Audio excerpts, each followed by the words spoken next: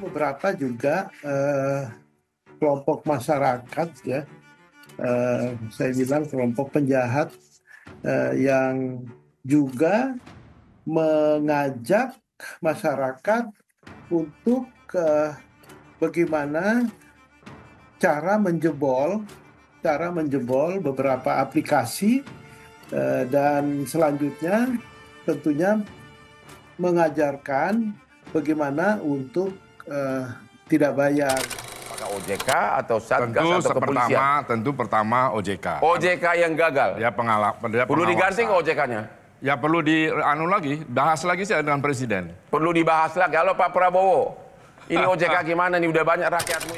Sekarang lagi ramai yang namanya komunitas Galbay alias komunitas gagal bayar. Jadi ini adalah komunitas yang mengajak anggota-anggotanya untuk tidak membayar tagih. Assalamualaikum warahmatullahi wabarakatuh buat teman-teman semuanya, khususnya yang sudah ada di YouTube Solusi Hutang MB ya. Ini sudah serius banget ya. Kenapa saya bilangin serius? Sejak keluar disampaikan oleh ketua dari Asosiasi Fintech Pendanaan Bersama Indonesia, Bapak Ejik Jafar ya, yang mana Bapak itu menyampaikan gerakan gagal bayar adalah tindakan yang buruk. Itu adalah penjahat dan banyak komunitas-komunitas dengan ajakan gagal bayar. Oke. Ini sudah bukan perkara main-main lagi. Dulu teman-teman semuanya, saya pernah menyampaikan sama Anda, hati-hati yang menjebol pinjol dengan dalih semi legal.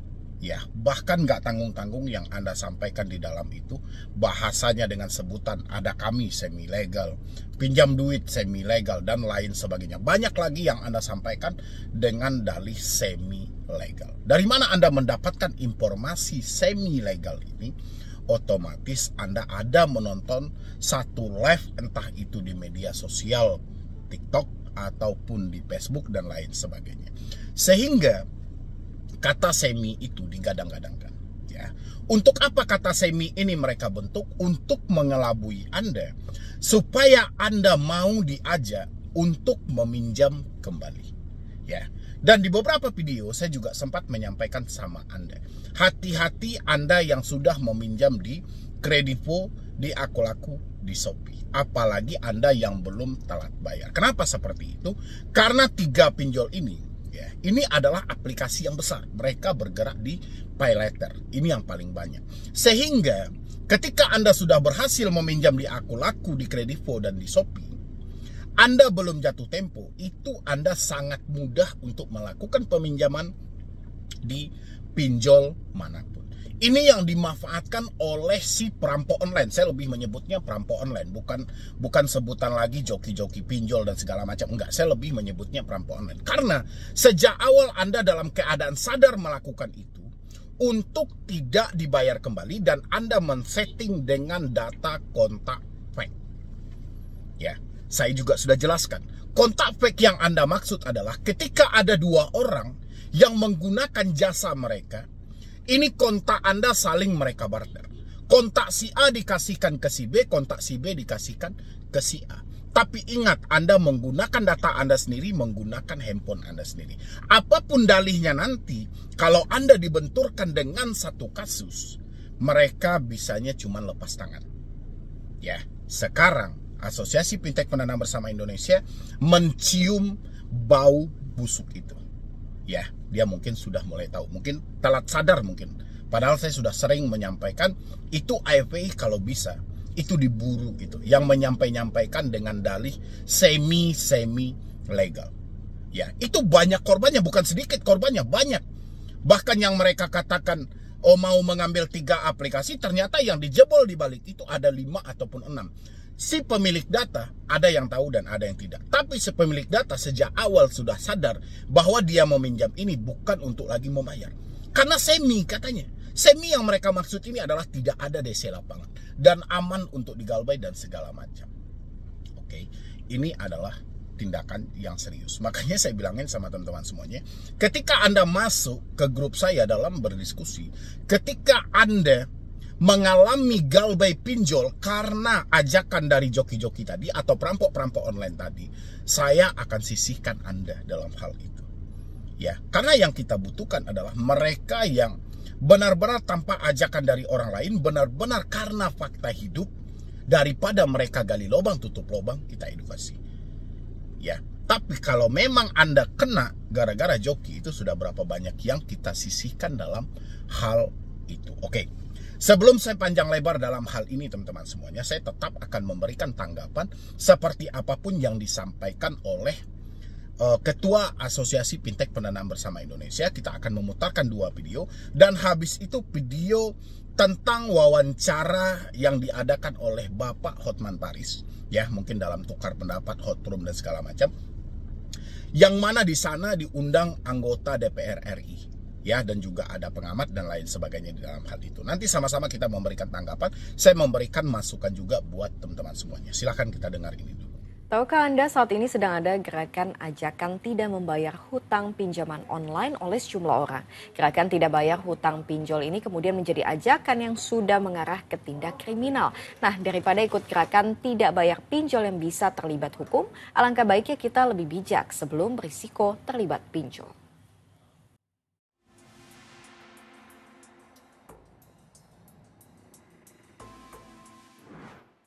Tahu nggak sih sekarang lagi ramai yang namanya komunitas Galbay alias komunitas gagal bayar. Jadi ini adalah komunitas yang mengajak anggota-anggotanya untuk tidak membayar tagihan pinjol. Bentar-bentar, emangnya pinjol ini yayasan sosial? Kita diskusi. Gerakan gagal bayar di akun Facebook ini anggotanya sudah mencapai puluhan ribu.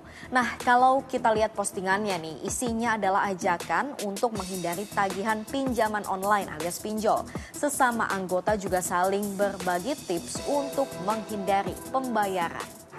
Bahkan nih, ada juga ajakan-ajakan yang sampai mengarah ke tindak kriminal. Kata juga kelompok masyarakat, ya, saya bilang kelompok penjahat yang juga mengajak masyarakat untuk bagaimana cara menjebol beberapa aplikasi, dan selanjutnya tentunya mengajarkan bagaimana untuk tidak bayar.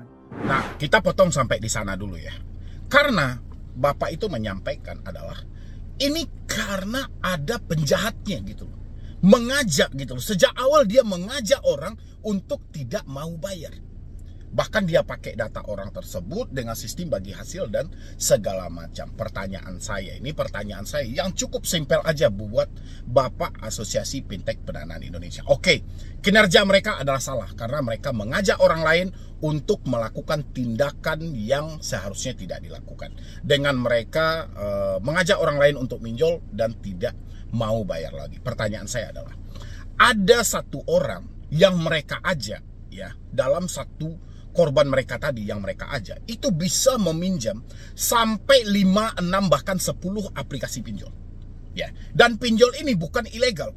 Pinjolnya legal dan resmi. Pertanyaan saya adalah, di mana letak COJK nomor 19 tahun 2023 yang mana satu orang cuma boleh meminjam di 3 pinjol?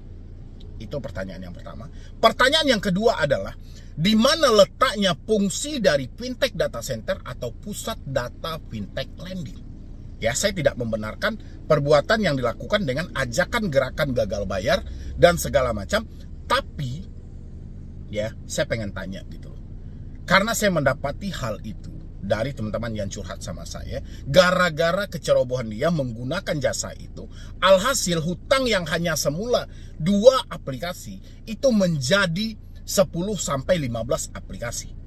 Ya, dan yang dia pinjam itu, ya, yang katanya semi tadi itu adalah pinjol resmi dan legal, ya. Makanya pertanyaan saya seperti ini. Di mana letak COJK nomor 19 tahun 2023 yang mana satu orang cuma boleh meminjam 3 aplikasi pinjol? Yang pertama. Yang kedua, di mana letak fungsinya fintech data center atau pusat data fintech lending yang mana itu akan memperlihatkan riwayat kredit calon si nasabah tadi. Apakah pinjol tidak menilai dalam hal itu? Apakah pinjol tidak mematuhi aturan itu? Nanti bisa Bapak dari Asosiasi Fintech Pendana Bersama Indonesia ataupun OJK juga boleh menjawab. Mana tahu nanti ya Anda belusukan untuk melakukan penyelidikan di channel ini. Silahkan dijawab nanti. Oke, kita lanjutkan lagi. Faktanya, angka kredit macet pinjol di tanah air jumlahnya fantastis. Pada periode Desember 2024, nilai kredit macet pinjol menyentuh angka 2,01 triliun rupiah. Penggunanya didominasi individu usia 19-34 tahun sebesar 52,01% dan usia 45-54 tahun sebesar 41,49%. Alias didominasi kaum Gen Z dan juga milenial. Apa ya yang jadi pemicunya? Kebutuhan ekonomi atau gaya hidup tinggi? Kebutuhannya bisa macam-macam, memang kebutuhan primer ataupun kebutuhan tersier. Nah, kalau kita lihat sebenarnya untuk di usia muda memang masih banyak dipenuhi oleh kebutuhan yang sifatnya tersier. Mereka membeli gadget, membeli barang dan sebagainya. Mereka ketika tidak mampu ataupun tidak mempunyai uang yang cukup, mereka melakukan pembiayaan yang menurut mereka itu praktis. Ya, halnya adalah dari pinjaman daring. Nah, yang kedua adalah kalau kita lihat untuk usia-usia pekerja ini juga sangat dipengaruhi oleh dari sisi PHK dan memang kehilangan pendapatan yang cukup pasti. Curiga ini skema yang dia mempunyai berbagai data keuangan, data pendudukan yang bisa dimanfaatkan untuk meminjam dan melakukan pinjaman lagi untuk membayarnya. Jadi mereka gali lubang tutup lubang. Ibarat ungkapan jangan berenang kalau nggak mau basah. Jadi ya jangan ambil resiko kalau nggak mau terlibat pinjol. Nah, gimana menghindarinya? Yang pertama, pahami resikonya. Cek legalitas pinjol dengan menggunakan aplikasi resmi yang terdaftar di OJK. Jangan mudah tergiur dengan iming-iming indah. Misalnya, prosesnya mudah atau bunganya rendah. Dan hati-hati dengan data pribadi. Namanya aja pinjaman, ya mesti dikembalikan. Walaupun belum ada sanksi pidananya, tapi yang namanya utang gak akan pernah bikin hidup tenang. Mulai dari denda yang membengkak, ancaman debt collector, sampai penyebaran data pribadi. Lebih baik mencegah daripada mengobati. Lebih baik berhemat daripada terjerat. Di kata akhir, komentator menyebutkan salah satu resiko di dalam hal itu adalah Anda akan diteror dan diancam oleh debt collector. Tapi komentator tidak menyampaikan nama kita tercatat dalam skor kredit bermasalah. Apakah dibenarkan dengan teroran dan ancaman itu? Berbalik kita lagi kepada POJK nomor 22 tahun 2023. OJK mengatur tentang skema penagihan kredit terbaru. Di dalam itu tidak boleh melakukan pengancaman, intimidasi yang sifatnya mempermalukan. Contohnya adalah menyebarluaskan informasi sedebetur yang berhutang kepada pihak lain. Tidak boleh melakukan penagihan secara terus-menerus yang sifatnya mengganggu. Tidak boleh melakukan penagihan di luar dari si konsumen. Tidak boleh melakukan penagihan di luar dari alamat domisili konsumen. Penagihan hanya dapat dilakukan dari jam 8 pagi sampai jam 8 malam. Ya, jadi apabila nanti ada pelanggaran dan segala macam, itu apa sih sebenarnya tindak tegasnya gitu loh. Kalau saya pribadi, ya. Saya tidak menyalahkan OJK. OJK luar biasa dalam aturannya, membuat aturan. Ya, tapi kita kekurangan dalam pengawasan. Saya nggak tahu cara OJK mengawasi seperti apa. Saya rasa aturan untuk pinjol ini sudah sangat cukup dan sangat banyak. Ya, POJK ini. Pertanyaan saya adalah bagaimana cara pengawasannya sehingga bisa kecolongan. Mungkin OJK selalu berdalih bahwasanya kejahatan yang terjadi ini selalu karena pinjol ilegal. Ya, itu selalu menjadi kambing hitam.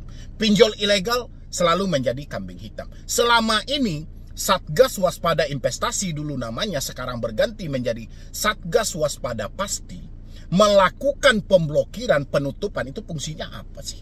Kalau masih dikambing hitamkan soal ilegal. Perasaan saya bukan main-main, ribuannya banyaknya gitu loh. Ya, yang diblokir oleh Satgas Pasti. Tapi fungsi pemblokiran itu apa? Kalau sampai hari ini kita masih beralasan Yang menjadi masalah adalah ilegal. Padahal kebanyakan masyarakat hari ini itu meminjam di pinjol resmi. Di pinjol yang ada di dalam daftar OJK. Penagihannya gimana? Penagihan tidak beretika. Oke, tapi mereka tidak menyebutkan nama aplikasi. Kepintarannya pinjol-pinjol legal itu mereka melakukan pengancaman, penekanan, tapi tidak menyebutkan nama aplikasi. Dan masyarakat mencoba melapor kepada OJK. OJK akan meneruskan laporan ini kalau nggak ke AFPI, kalau nggak ke aplikasinya langsung. Pertanyaan saya adalah, siapa orang yang mau menyebutkan tentang keburukan diri mereka? Ya, orang aja dulu, jangankan perusahaan, orang. Sekarang dilaporkan sama masyarakat, Pak, saya diteror, saya diancam, dicaci maki dan segala macam. Dilaporkan kepada OJK. Ada ruangan pelaporan dan ruang pengaduan. Dilaporkan. OJK melimpahkan kepada pihak aplikasi. Sama ibarat ada suami istri, si suaminya ketahuan selingkuh. Suaminya ketahuan selingkuh. Istrinya bertanya, menyampaikan dengan hal itu, apakah suaminya akan mengakui perselingkuhan itu terjadi? Tidak. Suaminya akan melakukan pembelaan mati-matian dengan cara apapun. Begitu juga lah dengan hal ini. Ketika OJK melemparkan hal ini kepada aplikasi yang bersangkutan tanpa OJK menjembatani, melakukan penyelidikan dulu, hal itu akan ditepis dengan mudah. Setelah kita lakukan investigasi, nomor yang dilaporkan itu bukan kami. Itu hanya orang-orang yang mengada dan segala macam. Sehingga kepercayaan publik terhadap dua lembaga ini, Asosiasi Fintech Pendana Bersama Indonesia atau OJK, itu berkurang. Sehingga keluar tagar percuma lapor OJK dan percuma lapor AFPI. Itu yang terjadi. Padahal aturan mereka yang bikin. Dilarang menagih seperti ini, dilarang menagih seperti ini. Pinjol cuman bolehnya seperti ini. Sekarang periksa ke lapangan. Berapa banyak masyarakat yang meminjam di pinjol legal lebih dari maksimal yang ditentukan. Boleh kita cek semuanya. Atau di ruang kolom komentar aja boleh kita cek teman-teman semuanya. Anda meminjam di pinjol legal sudah berapa banyak? Isi di kolom komentar. COJK nomor 19 tahun 2023 berlaku sejak Januari 2024. Oke. Ya, ini bukan berlakunya di 2025, tidak, berlaku Januari 2024. Otomatis sudah 1,5 tahun berjalan. Tapi masih ada aja orang yang bisa mencairkan pinjol legal padahal dia sudah mencapai maksimal dari batasan yang telah ditentukan. Habis itu lagi, saya mau ngajak teman-teman semuanya juga untuk menonton tentang wawancara yang dilakukan Bapak Hotman Paris sekitaran 5 bulan yang lalu. Ayo kita tonton. Ini gimana ini pinjol, Pak? Kok makin merajalela, yang gagal DPR ngawasin OJK atau OJK yang gagal melaksanakan tugasnya? Siap, Bung Hotman. Jadi menarik sekali memang. Saya terima kasih diundang hari ini tentang pinjol ini. Jadi siapa yang paling bertanggung jawab kira-kira? Kan begitu, Bung Iya, Hotman? benar. Begitu banyak pinjol ilegal, tapi saya belum melihat ada yang dibawa ke pidana. Padahal undang-undang kan bisa kenakan hukum penjara kan? Betul, Bung Hotman. Jadi begini, Bang Hotman. Kita melihat yang pertama adalah siapa yang paling bertanggung jawab. Ini adalah penyelenggara pinjaman online yang ilegal. Yang mereka sudah tega mengintimidasi, mematok bunga yang luar biasa kepada para korban-korban itu. Oke. Yang kedua adalah Komdigi. Siapa? Komdigi selaku wakil dari pemerintah. Ya. Kemudian di situ ada OJK juga yang harus ikut bertanggung jawab. Dan tentunya adalah APH, penegak hukum, kepolisian. Ya. Dan yang terakhir, kami juga ikut bertanggung jawab, Bang Hotman, sebagai DPR, sebagai pengawasan, bentuk pengawasan kita kepada para institusi yang kami sebut tadi. Jadi Anda setuju bahwa memang pengawasan kurang sehingga pinjol merajalela? Pengawasan sebetulnya itu punya keterbatasan, Bang Hotman.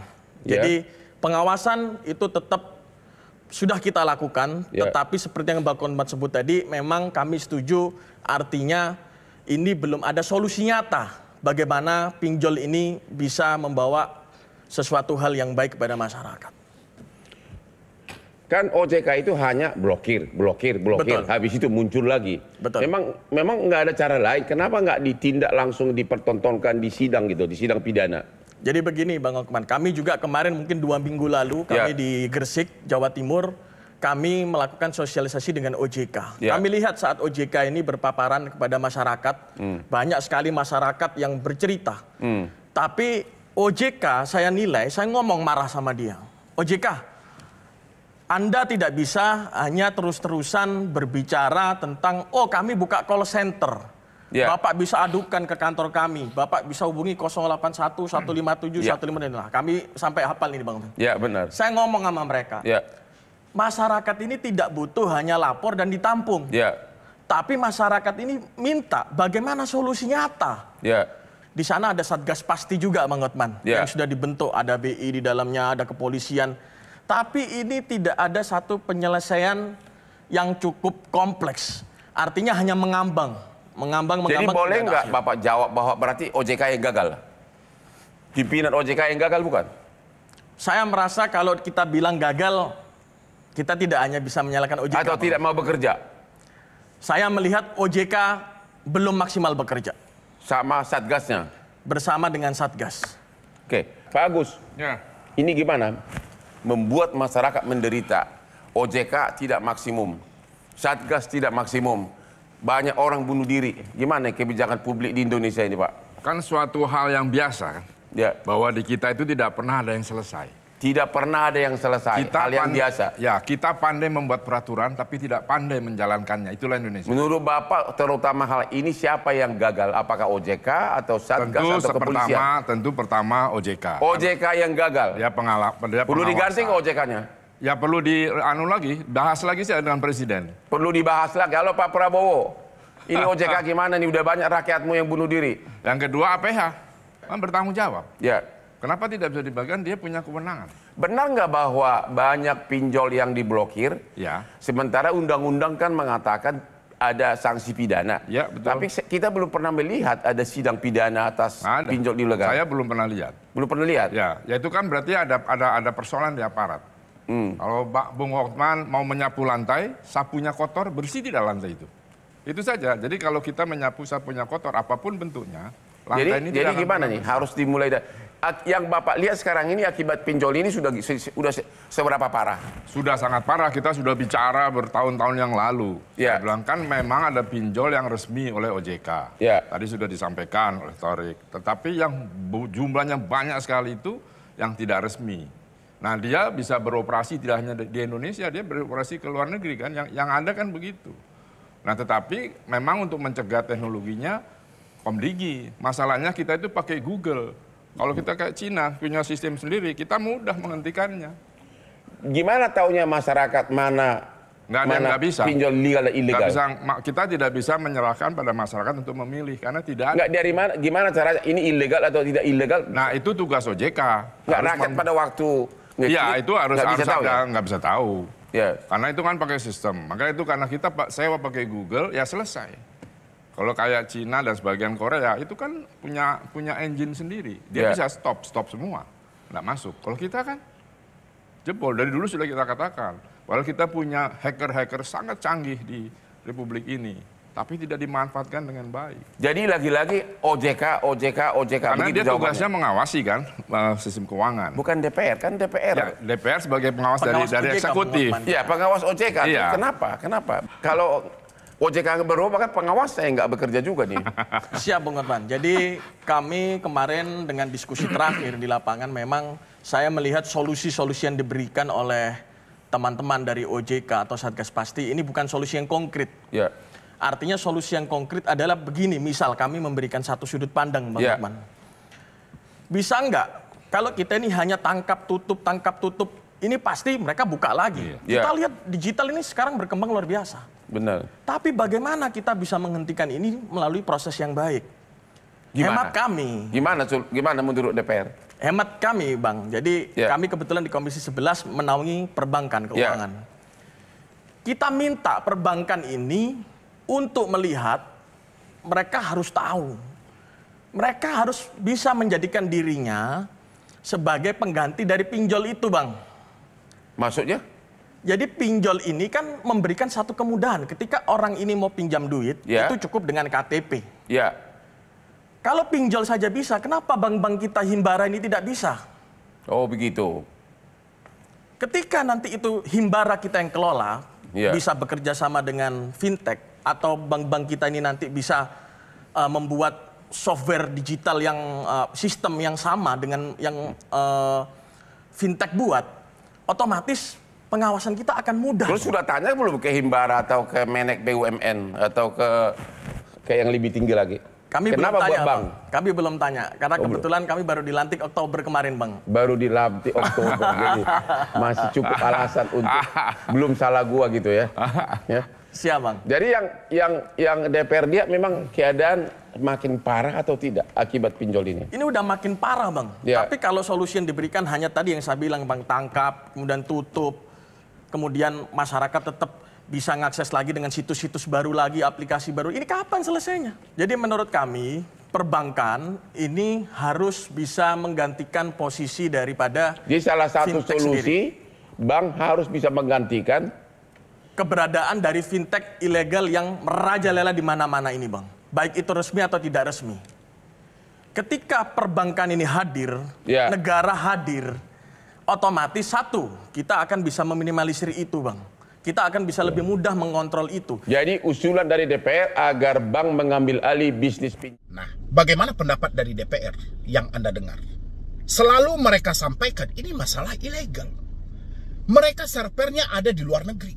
Yang mana kemarin dibagi-bagi 40% servernya ada di luar negeri. 30% itu ada di dalam negeri. Sisanya lagi tidak diketahui. Tapi dalihnya adalah kita punya Google. Seandainya kita punya program sendiri dan tidak ada Google, pasti ini bisa teratasi. Kalau misalnya ini benar-benar, Google Indonesia pun bisa kok, saya rasa diajak bekerja sama. Ya, bahkan Google pun pernah dulu menyampaikan akan melakukan pemblokir. Saya ingat kok dulu di waktu tahun 2023 ada OJK memanggil Meta dan Google untuk melakukan pemblokiran terhadap pinjol ilegal. Apa yang sulit dalam hal itu? Ya, bisa dilakukan kok. Tapi ini, ya, asumsi saya, pendapat saya, ini adalah rawatan. Pinjol ilegal ini rawatan. Kenapa saya bilang rawatan? Contoh nyata ya, ini contoh nyata. Pinjam di pinjol legal, pakai nomor baru, pakai handphone baru. Pinjam di pinjol legal, terserah pinjolnya apa. Ya, terserah mau Anda pinjol apapun, tapi perdana. Perdana Anda minjam di pinjol itu dengan nomor baru dan handphone baru. Tidak pernah tersentuh dengan aplikasi pinjol manapun sebelumnya.